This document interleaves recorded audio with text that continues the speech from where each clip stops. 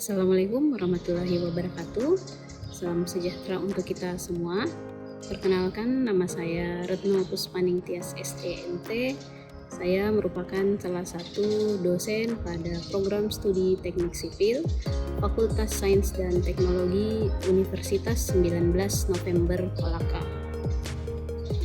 Saat ini saya dalam proses mengikuti sertifikasi dosen gelombang 1 yang diselenggarakan oleh Kemendikti-Saintek tahun 2025. Video ini dibuat sebagai bagian dari dokumen pernyataan diri dosen dalam unjuk kerja Tridharma Perguruan Tinggi atau biasa disebut dengan PDD UK-TPT. Pada kesempatan ini, saya akan memaparkan mata kuliah yang saya ampuh, yaitu mata kuliah menggambar teknik. Mata kuliah ini merupakan mata kuliah wajib program studi teknik sipil dengan bobot sebesar 2 SKS pada kurikulum tahun 2024. Mata kuliah menggambar teknik merupakan mata kuliah dasar yang membekali mahasiswa teknik sipil dengan kemampuan membaca gambar, memahami gambar, dan membuat gambar teknik baik secara manual maupun digital sesuai standar gambar teknik yang berlaku.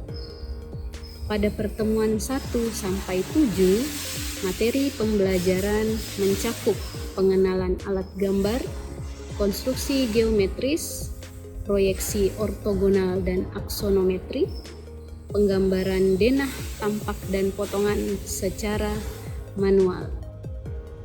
Kemudian di pertemuan 9-15, mahasiswa akan diperkenalkan dengan perangkat lunak Computer Aided Design atau CAD untuk menggambar secara digital.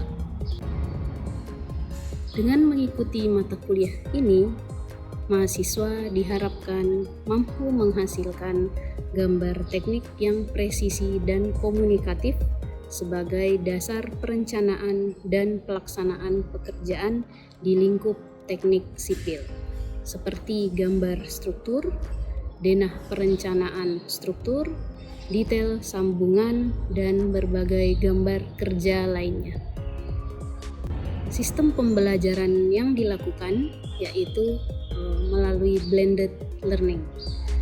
Mata kuliah menggambar teknik dilakukan dengan pendekatan blended learning, yaitu menggabungkan pembelajaran tatap muka langsung secara offline dengan pembelajaran daring atau online untuk mencapai efektivitas dan fleksibilitas pembelajaran, di mana tatap muka atau luring sebesar 70% yang difokuskan pada praktek menggambar manual di studio atau kelas, kemudian pelatihan teknik dasar seperti proyeksi dan penyusunan detail gambar konstruksi, sesi bimbingan dan evaluasi langsung terhadap hasil gambar baik manual maupun CAD, kemudian penguatan konsep melalui diskusi dan tanya jawab interaktif. Pembelajaran online sebesar 30% mencakup materi teori berupa video pembelajaran dan modul interaktif, bahan bacaan yang diunggah melalui Learning Management System Edlink, kemudian diskusi forum online melalui platform WhatsApp, kemudian pengumpulan tugas digital seperti latihan menggambar CAD dilakukan melalui Google Drive. Metode pembelajaran yang diterapkan mencakup ceramah interaktif yang digunakan untuk menyampaikan konsep dasar menggambar teknik, kemudian ada demonstrasi, yaitu praktek langsung teknik menggambar baik secara manual maupun digital. Kemudian ada latihan atau praktek mandiri, serta diskusi kelompok dan diskusi pada forum online. Selain itu, diadakan juga tutorial dan bimbingan terkait tugas besar, di mana tugas besar ini nanti akan berkaitan dengan penggambaran denah tampak potongan bangunan sederhana, baik secara manual maupun secara digital. Capaian pembelajaran pada mata kuliah ini terdiri dari CPL Sikap, menunjukkan sikap bertanggung jawab atas pekerjaan di bidang keahliannya secara mandiri. Kemudian CPL Pengetahuan, menguasai prinsip dan standar perencanaan, pelaksanaan, dan pengawasan pekerjaan konstruksi berdasarkan regulasi nasional dan internasional. Kemudian CPL Keterampilan Umum, yaitu KU1, mampu menerapkan pemikiran logis, kritis, sistematis, dan inovatif dalam konteks pengembangan atau penerapan ilmu pengetahuan dan teknologi. KU2 mampu menunjukkan kinerja mandiri, bermutu, dan terukur. CPL Keterampilan Khusus, yaitu KK3, mampu menggunakan perangkat lunak dan teknologi informasi untuk menunjang perencanaan, analisis, dan visualisasi teknik sipil. Dan KK4 mampu menyusun gambar teknik, laporan teknis, dan dokumen kerja konstruksi sesuai dengan standar profesi. CPMK pada mata kuliah ini, yaitu CPMK 1, mahasiswa dapat menjelaskan alat dan bahan gambar serta fungsinya dengan benar.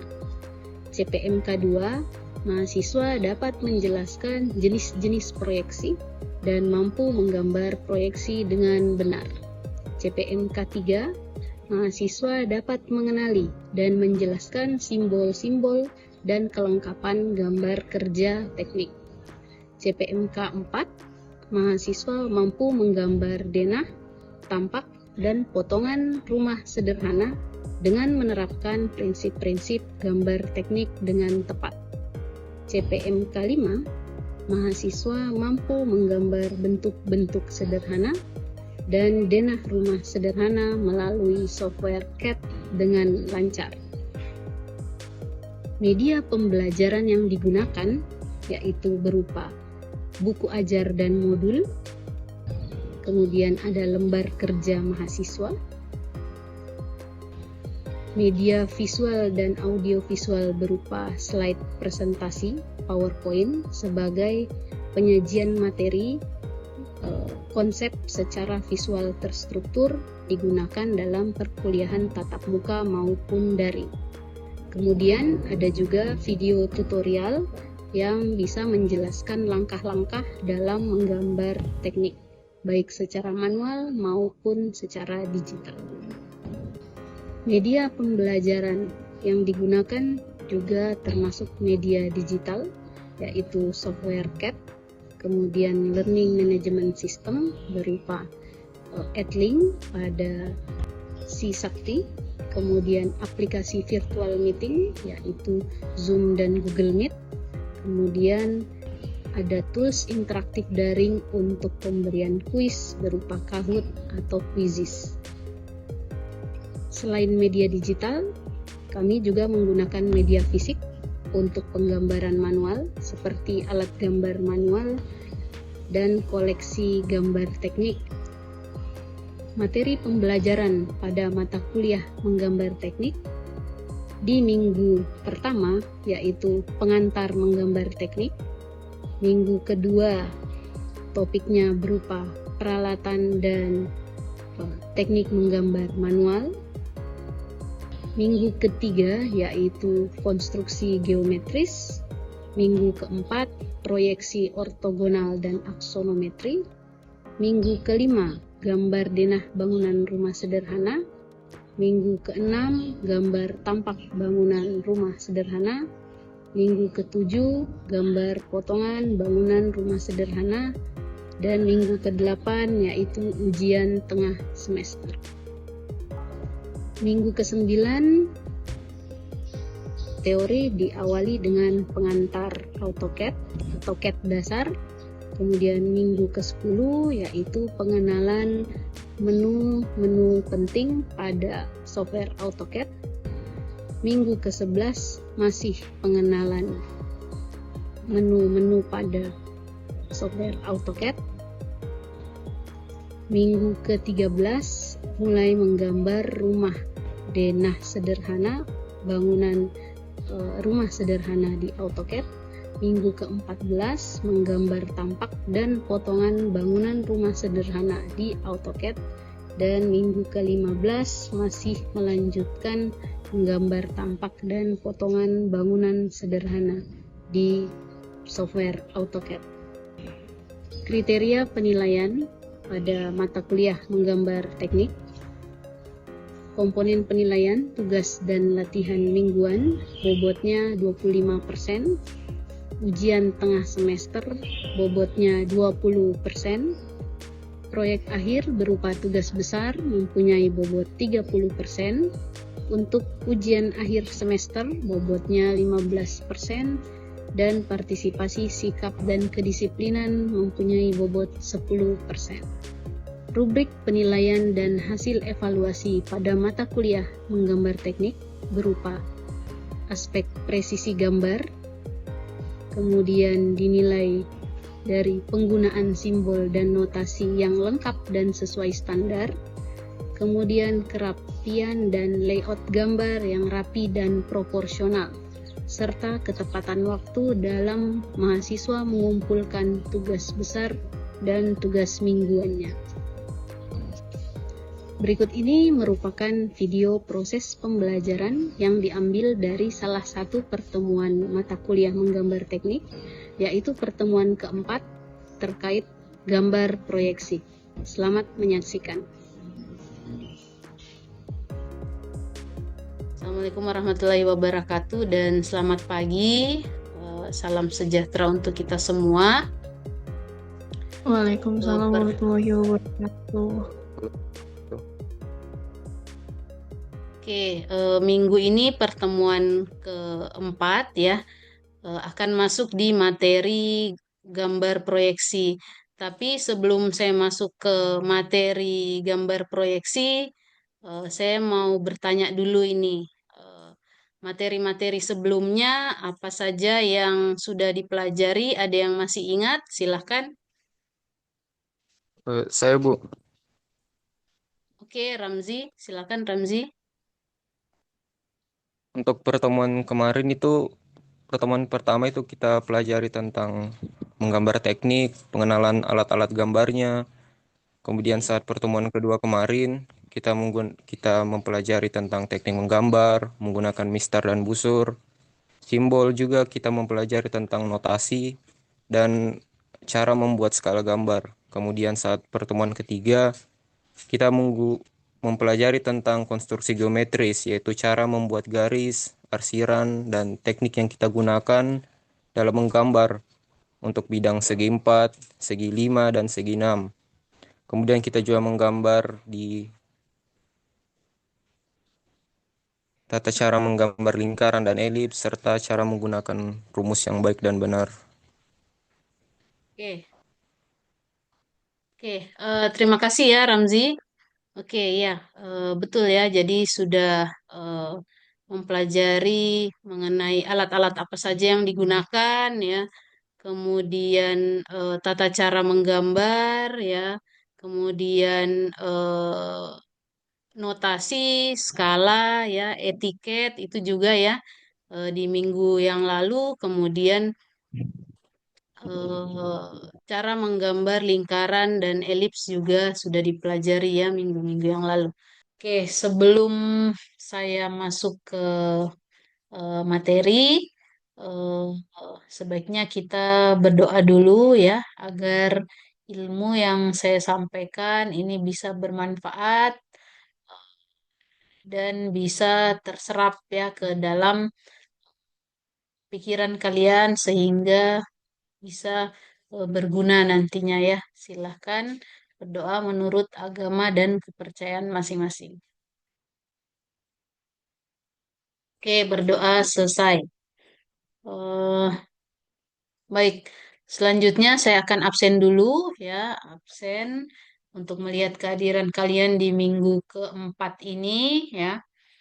Eh, saya buka si sakti dulu. Oke, sudah ya, saya centang yang hadir. Berikutnya saya akan masuk ke materi ya mengenai gambar proyeksi.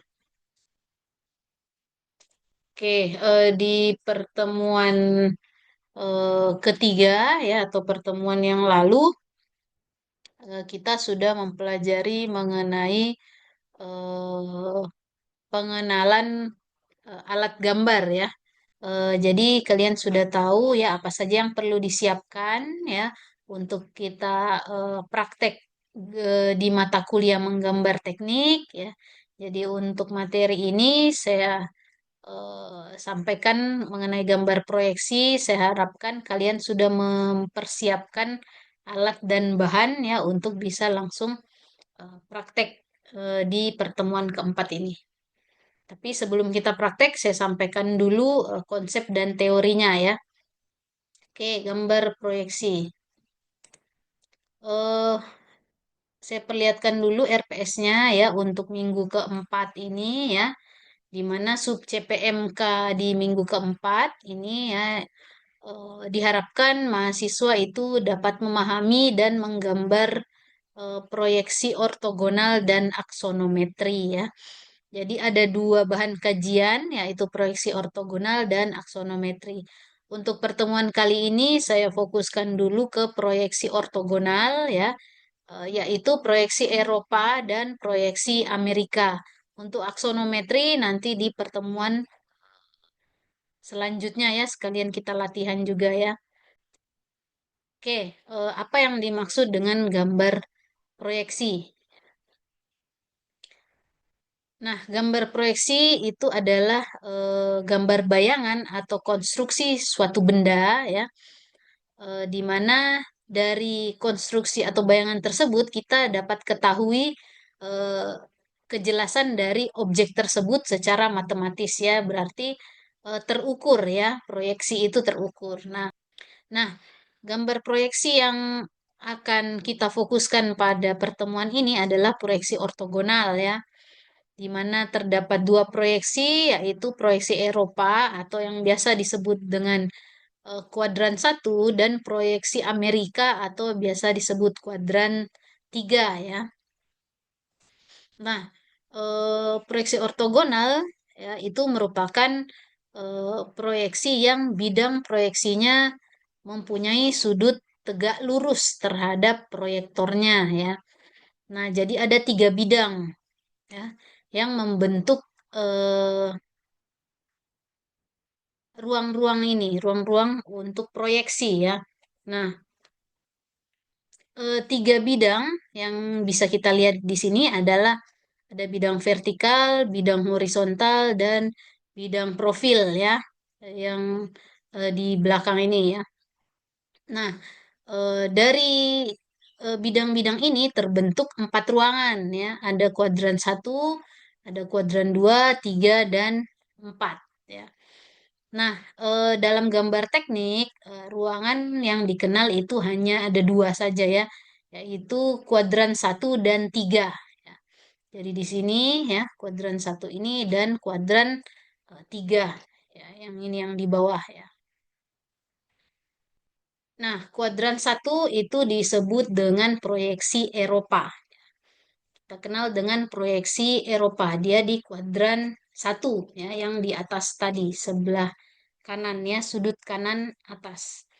Nah, proyeksi kuadran satu sering disebut proyeksi sudut pertama. Nah, kita bisa eh, posisikan benda ya di tengah-tengah ruangan kuadran satu ini ya.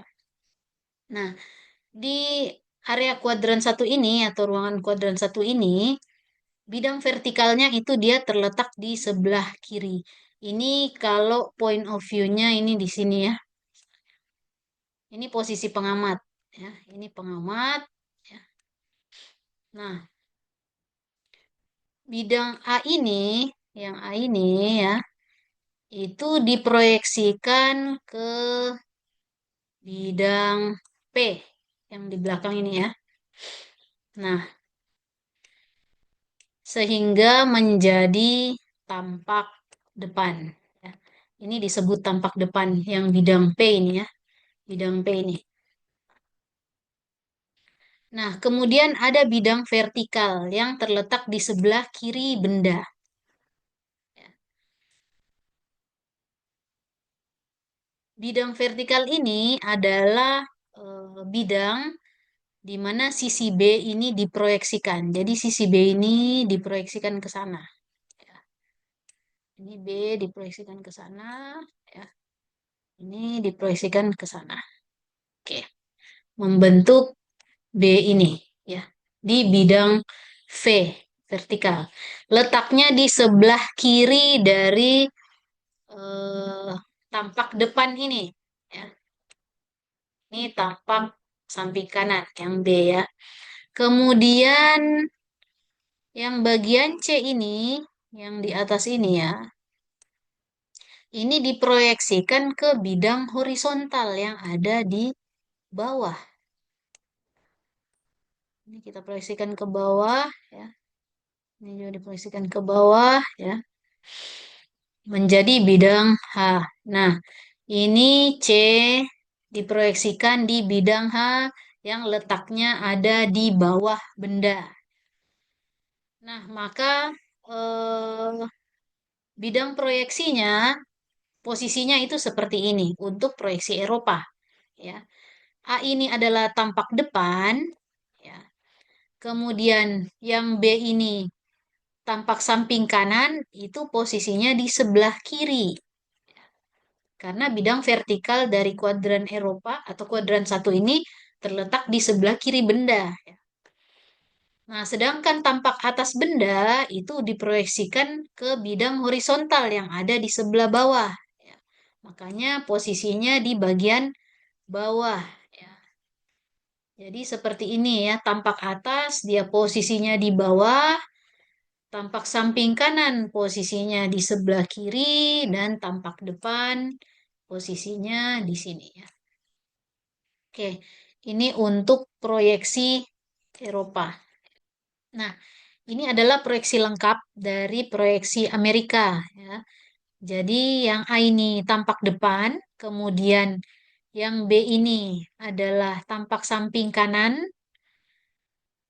yang tampak samping kiri bagian D diletakkan di samping kirinya tampak depan, tampak atas diletakkan di sebelah atas dari tampak depan yaitu C, dan tampak bawah diletakkan di sebelah bawah ya, yaitu E. Untuk tampak belakang yaitu F ini diletakkan di ujung sebelah kanan ya. Oke, ini perbandingan proyeksi Eropa dan Amerika ya. Proyeksi Eropa biasanya dikatakan proyeksi kuadran satu dan proyeksi Amerika itu proyeksi kuadran ketiga ya. Nah, setelah ini ada latihan ya, silahkan kalian kerjakan di studio ya. Tapi sebelum saya jelaskan latihannya ini, silahkan kalau ada yang mau ditanyakan terkait proyeksi Eropa atau Amerika. Saya Bu Gabriela izin bertanya Bu. Oke, silahkan Gabriela. Eh, Kalau di Indonesia Bu, biasa untuk gambar teknik itu menggunakan proyeksi apa Bu yang umumnya? Oh, oke. Pertanyaannya menarik ya, Gabriela. Oke, kalau kita di Indonesia itu sebenarnya banyak pendekatan ya yang bisa digunakan untuk menggambar proyeksi. Nah, yang paling sering digunakan di Indonesia itu pendekatannya dengan sudut pandang benda itu sendiri atau objek itu sendiri ya. Kalau kita sudah tahu bagian depan objek atau tampak depannya ya, maka eh, samping kanan objek itu menjadi tampak samping kanan ya dan diletakkan di bagian kanan dari objek itu. Jadi pendekatannya adalah point of view dari objek atau benda itu sendiri ya, bukan dari pengamat. Kalau tadi kan kita belajar proyeksi Eropa dan Amerika ada pengamat di depan benda ya. Nah, kalau yang sering kita gunakan atau nanti kalian gunakan di lapangan membaca gambar, itu yang sering digunakan adalah dari point of view benda itu sendiri ya. Jadi bagian depan benda, bagian samping kanan benda itu menjadi tampak samping kanan. Bagian kiri benda itu menjadi tampak samping kiri ya. Nah, itu salah satu pendekatan ya yang sering kita gunakan. Nah, sebenarnya ada pendekatan lain juga yang bisa digunakan kalau di luar negeri itu biasa menggunakan pendekatan melalui arah mata angin ya. Jadi bukan tampak depan tapi dia north elevation, tampak arah utara ya. Atau west side elevation, tampak samping arah barat ya, tampak arah timur ya. Jadi ada beberapa pendekatan memang yang bisa kita gunakan untuk memproyeksikan suatu benda ya. Oke, saya kira seperti itu ya Gabriela. Bagus pertanyaannya. Iya Bu, terima kasih Bu. Oke. Nah, untuk selanjutnya silakan adik-adik mahasiswa melakukan praktek ya berupa latihan menggambar ya. Oke, bisa diikuti langkah-langkah untuk menggambar proyeksi ini ya. Yang pertama adalah tentukan pandangan utama, tadi sudah ada ya di latihan.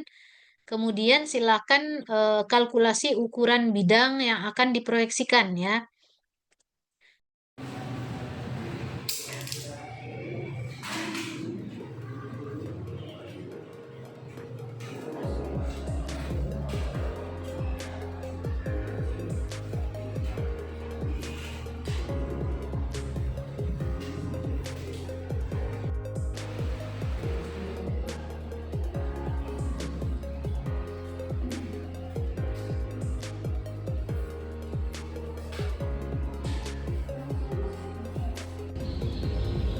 Sekian video rekaman pembelajaran materi mengenai gambar proyeksi. Semoga dapat menjadi pertimbangan baik dalam proses pengajuan sertifikasi dosen tahun 2025. Terima kasih. Wassalamualaikum warahmatullahi wabarakatuh.